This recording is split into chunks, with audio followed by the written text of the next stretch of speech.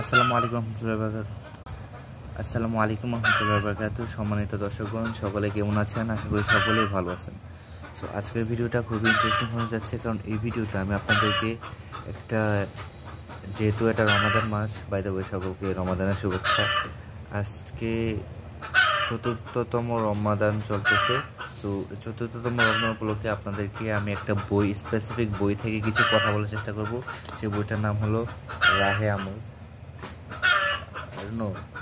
ক্যামেরাতে উল্টাতে যাচ্ছে। বইটার নাম হলো রাহে আমল। আপনারা অনেকেই জানেন যে এটা লেখা হয়েছে প্রফেসর বুক কর্নার থেকে আপনারা পেয়ে যেতে পারেন।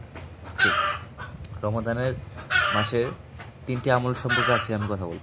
প্রথম আমলটি হলো রমাদানে বেশি বেশি নামাজ পড়বেন। আপনারা অলওয়েজ ট্রাই করবেন বেশি বেশি নামাজ পড়ার জন্য।